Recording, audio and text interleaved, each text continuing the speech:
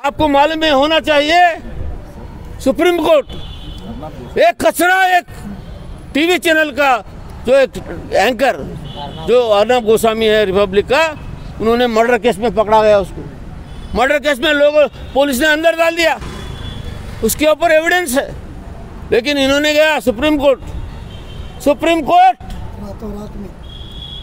24 ಗಂಟೆಯಲ್ಲಿ ಅವ್ರ ಅರ್ಜಿ ತಗೊಂಡ್ರು, ಅವ್ರ ಅರ್ಜಿ ಲಿಸ್ಟ್ ಮಾಡಿದ್ರು, ಮರುದಿವಸ ಅವ್ರಿಗೆ ಹಿಯರಿಂಗ್ ಮಾಡಿದ್ರು, ಅವತ್ತು ಬೇಲ್ ಕೊಟ್ಟರು।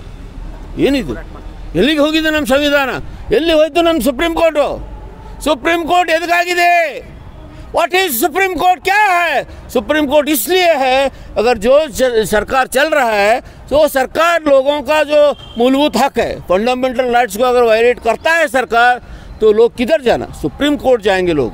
सुप्रीम कोर्ट बोलेगा ये तुम गलत है, ये संविधान विरोधी तुम कर रहे हो बोल के सुप्रीम कोर्ट बोलने के लिए, उनके लिए प्रोटेक्शन देने के लिए ये सुप्रीम कोर्ट। लेकिन आज क्या हो गया? सुप्रीम कोर्ट भी आज सरकार का एक अंग बन गया। ये बहुत ही कोई भी एक डेमोक्रेसी में बहुत खतरनाक चीज़ है, लोगों के लिए बहुत खतरनाक चीज़ है। जब सुप्रीम कोर्ट ही लोगों के साथ में नहीं ठहरती है तो कौन ठहरे? इसलिए इस देश में बहुत खतरनाक एक माहौल पैदा हो गया है इसके खिलाफ में। ये पूरा संविधान को ख़त्म करने के लिए इन्होंने, अब देखते हैं कभी उनका कैबिनेट मिनिस्टर्स बयान दिए हैं इस संविधान को हकाल देना। अंबेडकर जी जो लिखे हैं उस संविधान को निकालने के लिए उन्होंने बयान दिए हैं। इससे ज़्यादा क्या होना चाहिए आपको? इनका मकसद के बारे में बोलने के लिए और क्या होना चाहिए? इसलिए दोस्तों इनका सीधा है, हमारा जो संविधान है अंबेडकर जी जो लिखे हैं उसको निकाल के आरएसएस का संविधान इन्होंने हमारे देश के ऊपर लाना चाहते हैं, तो चातुर्वर्ण फिर इधर लाना चाहते हैं। इनका जो कारनामा है इसके लिए पूरे इस देश के दलित लोग, अल्पसंख्यक लोग, सभी लोग मिल के इसके खिलाफ में, पूरे गरीब लोग सब मिल के ये संविधान विरोधी सरकार के खिलाफ में लड़ना है। इसलिए हम लोग इकट्ठा हो रहे हैं। ये देश बीजेपी वालों से नहीं बना, ये देश आरएसएस से नहीं बना। ये देश हजारों साल से है भारत देश, जहाँ पर सब लोग मिल के रहते हैं, दलित, मुसलमान, लिंगायत, बैकवर्ड्स, सब मिलके इस देश को बनाए हैं। ये लोग नहीं बनाए, बदमाश लोग। ये तो लोगों को बांटने का काम कर रहे हैं, लोगों के बीच में दरार पैदा करने का काम रात और दिन कर रहे हैं। इसलिए जो अम्बेडकरवाद के ऊपर जो इनका हमला है इसको जो है ख़त्म करने के लिए पूरे इस देश के जो दबे हुए लोग एक होके इसके खिलाफ आज लड़ना बहुत ज़रूरी है। 2014 में 26 तारीख जब मोदी भारत देश का कमान संभालिए, जब से इन्होंने अपना जो दलित विरोधी, अल्पसंख्यक विरोधी नीतियों को लागू करने का कोशिश जारी रखे हैं। आपको मालूम होना चाहिए बीजेपी सरकार क्या है, मोदी सरकार क्या है। ये सिर्फ जो है ना एक फांसीवादी हिटलर शाही सरकार है। हिटलर ने 1935 में सितंबर 15 को उन्होंने जर्मनी में न्यूरमबर्ग बोल के एक जगह है, वहाँ पर एक मीटिंग किए थे। उस मीटिंग के बाद रेजोल्यूशन पास किए, उसका नाम है न्यूरमबर्ग लॉज, न्यूरमबर्ग कानून बोलते हैं।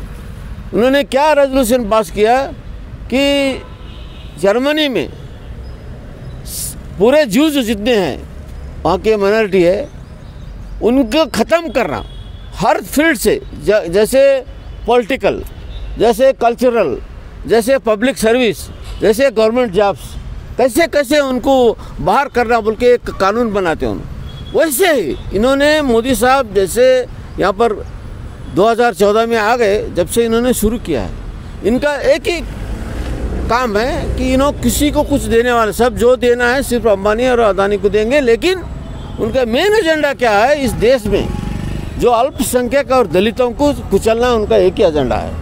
उसके चलते हुए पहले उनका ये विचार है, पहले अम्बेडकरवाद को कुचलना। पहले अम्बेडकरवाद बहुत पावरफुल एक आइडियोलॉजी है, एक पावरफुल वाद है। किसके लिए? जो पिछले लोग हैं, जो दलित लोग हैं, जो अल्पसंख्यकों के लिए ये वाद जो है बहुत ही एक प्रोग्रेसिव एक वाद है अम्बेडकरवाद।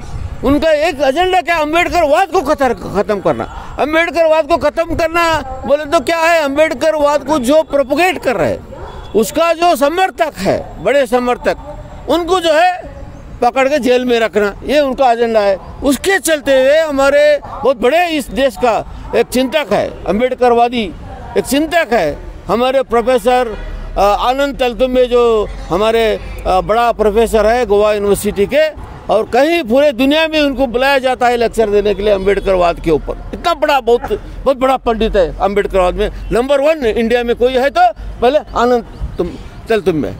उनको जो है पकड़ के, उनके साथ में जितने लोग थे, सब चिंतक जो थे, उनके साथी जो लोग, सभी को जो है गलत इल्ज़ाम लगा के उनको जो है अभी जेल में डाले। बरसों से वहाँ पर है ये लोग, कहीं भी जाते हैं, हाई कोर्ट में जाते हैं, बेल नहीं मिलता है, डिस्ट्रिक्ट कोर्ट में नहीं मिलता है, सुप्रीम कोर्ट में भी नहीं मिलता है बेल। क्या हुआ है इनको, जो है वो नक्सल से इनको रास्ता है, नक्सल से ना बात करते हैं। एक हाई कोर्ट का जज ने, एक बॉम्बे हाई कोर्ट का एक जज जो उनको बेल रिजेक्ट किया, उन्होंने क्या कहा मालूम है?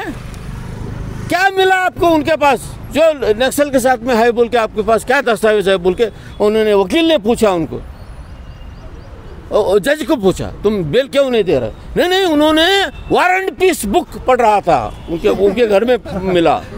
अरे वार एंड पीस क्या है? दुनिया के हर बुद्धिजीवी उसको पढ़ता है। जो हमारे ये दुनिया में समझ लीजिए 600 करोड़ लोग हैं, 600 करोड़ में 300 करोड़ लोग उसको पढ़ते हैं। War and Peace is a classic document. ಯುದ್ಧ ಮತ್ತು ಶಾಂತಿ ಬಗ್ಗೆ ಭಾಳ ಒಳ್ಳೆಯ ಬುಕ್ ಬರೆದಿದ್ದಾರೆ, ಅದು ಪ್ರತಿಯೊಬ್ಬರು ಓದಬೇಕು ಅದನ್ನು. ಟಾಲ್ಸ್ಟಾಯ್ ಅವರು ಬರೆದಿದ್ದಾರೆ. ಆ ಪುಸ್ತಕ ಸಿಕ್ಕಿದೆ, ಅದಕ್ಕೆ ಒಳಗೆ ಹಾಕಿ, ಅರೆ ಬೇಕೂಫ್ ಜಜ್ಜ ಯಾವ ವಾರ್ ಆ್ಯಂಡ್ ಪೀಸ್ ಅಂತ ನೀನು ಓದ್ಕೊಂಡೇ ಇಲ್ಲ ಅವನು. ಪೊಲೀಸರು ಹೇಳಿದ್ರು ಇವತ್ತು ಜಜ್ಮೆಂಟ್ ಪಾಸ್ ಮಾಡ್ದ. ಇಂಥ ಜಡ್ಜ್ಗಳು ಕೂಡ ಇವತ್ತು ನಮ್ಮ ಕೋರ್ಟ್ಗಳಲ್ಲಿ ಕೂತಿದ್ದಾರೆ, ಏನೂ ಗೊತ್ತಿಲ್ಲ ಅವರಿಗೆ. ಯಾವ ಪುಸ್ತಕ ಲಿಟ್ರೇಚರ್ ಓದಬೇಕು, ವರ್ಲ್ಡ್ ಲಿಟ್ರೇಚರ್ ಓದವನೇ ಹೈಕೋರ್ಟ್ ಜಡ್ಜ್ ಆಗಬೇಕು, ಏನೂ ಗೊತ್ತಿಲ್ಲ, ಜೀರೋ. ಪೊಲೀಸ್ ಏನು ಹೇಳ್ತಾರೆ ಅದು ಕೇಳ್ತಾರೆ. ಪೊಲೀಸಿಗೆ ಏನು ಗೊತ್ತಾ ವಾರಂಟ್ ಪೀಸ್ ಅಂದರೆ? ಅವನಿಗೆ ಏನು ಗೊತ್ತಿಲ್ಲ. ವಾರಂಟ್ ಪೀಸ್ ಅಂದರೆ ಯುದ್ಧ ಮಾಡೋದು ಅಂತ ತಿಳ್ಕೊಂಡು. ಯುದ್ಧ ಮಾಡೋದಲ್ಲ, ಈ ಜಗತ್ತಿನಲ್ಲಿ ಶಾಂತಿ ಹೆಂಗೆ ಸ್ಥಾಪನೆ ಮಾಡಬೇಕು, ಯುದ್ಧಗಳನ್ನು ಹೆಂಗೆ ಕೊನೆಗಳಿಸ್ಬೇಕು ಅನ್ನೋ ಬುಕ್ ಇದೆ. ಈ ಥರ ಇವತ್ತು ಬಿ ಜೆ ಪಿ ಸರ್ಕಾರದ ಏನು ಒಂದು अड़ियालಗಳಾಗಿ बीजेपी सरकार का ये चमचा बन के हमारे जो कोर्ट, बहुत से कोर्ट में, ज़्यादा ने सब लोग नहीं, कुछ लोग तो अच्छा है जजेस, ये लोग काम कर रहे हैं. ಅಂಬೇಡ್ಕರ್ ವಂಶಸ್ಥರನ್ನು ಬಂಧಿಸಿರುವ ಕೋಮುವಾದಿ ಸರ್ಕಾರಕ್ಕೆ ಅರೆಸ್ಟ್ ಸರ್ಕಾರಕ್ಕೆ ಅರೆಸ್ಟ್ ಸರ್ಕಾರಕ್ಕೆ ವಿಚಾರವಾದಿಗಳನ್ನು ಬಂಧಿಸಿದ ಸರ್ವಾಧಿಕಾರಿ ಸರ್ಕಾರಕ್ಕೆ ಹೇಳಿದಿಕ್ಕಾರ. ಪ್ರಜಾಪ್ರಭುತ್ವ ನಾಶ ಮಾಡುತ್ತಿರುವ ಬಿಜೆಪಿ ಸರ್ವಾಧಿಶಾಹಿಗೆ ಹೇಳಿದಿಕ್ಕಾರ. ಸಂವಿಧಾನವನ್ನು ನಾಶ ಮಾಡಲು ಹೊರಟಿರುವ ಬಿಜೆಪಿ. ಬಾಬಾ ಸಾಹೇಬ್ ಅಂಬೇಡ್ಕರ್ ಅವರ ಮೊಮ್ಮಗನೇ ಆಗಿರುವಂಥ, ಮೊಮ್ಮಗಳನ್ನು ಮದುವೆ ಆಗಿರುವಂಥ ಮೊಮ್ಮಗ ಡಾಕ್ಟರ್ ಆನಂದ್ ತೇಲ್ತುಂಬಡೆ ಅವರನ್ನು ಮತ್ತು ಇನ್ನಿತರ ವಿಚಾರವಾದಿಗಳನ್ನು ಬಿ ಜೆ ಪಿ ಸರ್ಕಾರ ಬಂಧಿಸ್ಯದ. ಹಾಗೆ ಬಂಧಿಸುವ ಮೂಲಕ ಇಡೀ ದೇಶದಾದ್ಯಂತ ಅದು ವಿಚಾರವಾದವನ್ನು, ಸಂವಿಧಾನ ಪರವಾಗಿ ಇರುವಂಥ ವಿಚಾರವಾದವನ್ನು ನಾಶ ಮಾಡುವಂಥ ಭಾಳ ದೊಡ್ಡ ಷಡ್ಯಂತ್ರ ಬಿ ಜೆ ಪಿ ಹೊಂದ್ಯದ. ಯಾಕಂತ ಕೇಳಿದ್ರೆ ಬಿ ಜೆ ಪಿ ಅದೊಂದು ರಾಜಕೀಯ ಪಕ್ಷ ಅಲ್ಲ.